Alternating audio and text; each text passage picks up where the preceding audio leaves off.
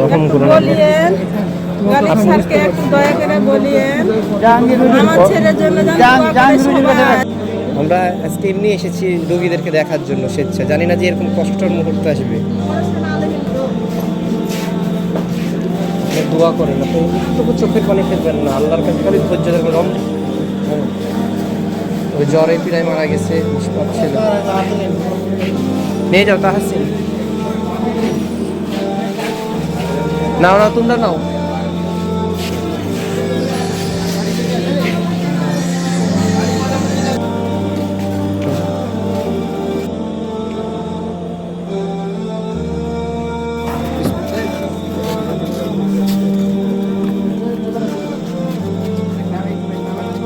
যারা যারা যাবেন গাড়ি